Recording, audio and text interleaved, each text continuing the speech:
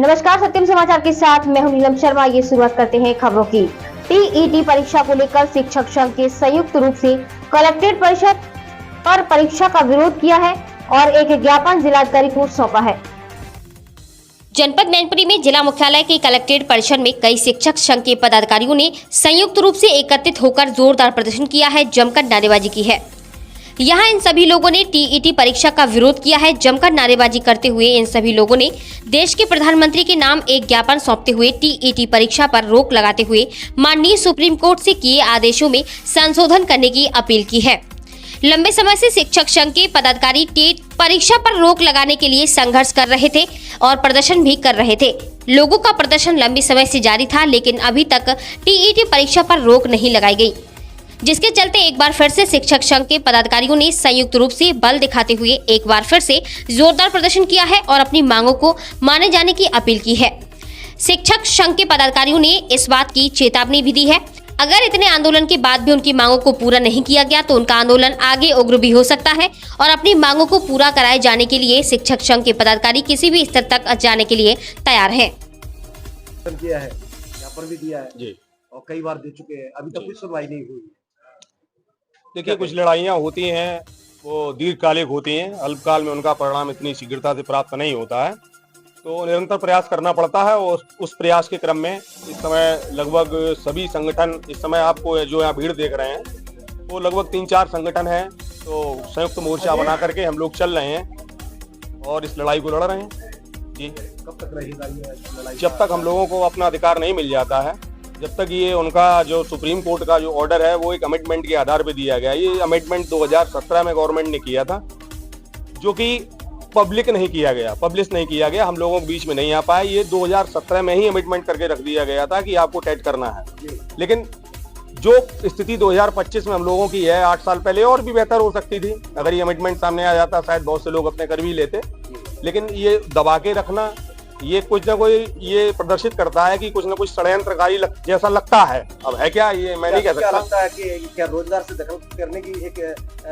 नीति बताई जा रही है? अब ये उनका क्या सोचना है कि वो उन्होंने ये दबा के रखा, तो हम लोगों को तो ऐसे ही लगता है कि शायद हम लोगों को निकालने से उन्हें अच्छा लगे। भाई, सुप्रीम कोर्ट ने जो आदेश किया है वो अमेंडमेंट के बेस पे किया है। सुप्रीम देखने को मिला है कि पिछले बार जो है उत्तर प्रदेश सरकार और ने जो है कई विद्यालय मर्ज किए थे जी जी, तो उसका परिणाम कुछ और निकला है जी। लेकिन अब यहाँ पर शिक्षकों पर भी एक कांटा लगा दिया गया है जी जी। तो उस पर क्या लगता है? ये देखिए, मर्जर का एक अपना अलग विषय था।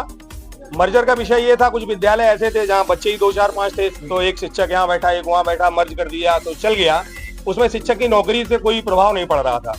लेकिन जब आप शिक्षक की नौकरी खाने पे आ जाओगे, कुछ ना कुछ नियम नए नए निकालने लगोगे, जो कानून लागू हुई, कोई भी कानून जब बनता है तो उसके बाद में ही लागू होता ना, कि पूर्व से कि आप 2010 से पूर्व से लागू कर दिया आपने, जो 98 के नियुक्त हैं, 2000 के नियुक्त हैं, उन पे कैसे लागू कर दोगे? अनुभव की भी कोई वरीयता होती है।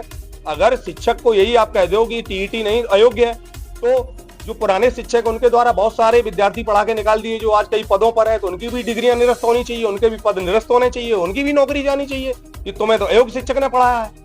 तो कोई टीईटी मानक नहीं है योग्यता का, जैसा कि बताया जा रहा है।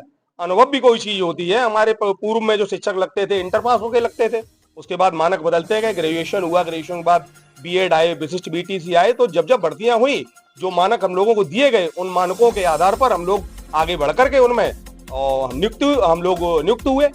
तो बीच में कोई भी नियम ला देना पुरानों के लिए कहीं तर्क संगत नहीं, न्याय संगत नहीं है। सरकार को इस पर विचार करना चाहिए। और शिक्षा जो है ये समवर्ती सूची का विषय है। ये केंद्र सरकार और राज्य सरकार दोनों ही इस पर कानून बना सकते हैं। अगर तो ये लागू करने पर कानून है तो शिक्षक संघ कहां तक जाएगा? शिक्षक संघ जिस स्तर तक जा सकता है, लखनऊ, दिल्ली, 3 घटनाएं हो चुकी हैं, अभी 3 घटनाएं हो चुकी हैं। मैं अभी आपके चैनल के माध्यम से कहना चाहता हूं शिक्षकों को जो भी देख रहे हैं, कोई अप्रिय कदम ना उठाएं। अप्रिय घटनाएं 3 हो चुकी हैं। 2 लोग मर चुके हैं टेंशन में आके, और बहुत से लोग तनाव में हैं, अवसाद में हैं। इस उम्र में आकर के व्यक्ति के ऊपर इतनी जिम्मेदारियां होती हैं, इतनी जवाबदेहियां होती हैं कि वो देखे कि स्कूल का काम देखे, कि पढ़ाई करे, और वो भी दबाव में पढ़ाई।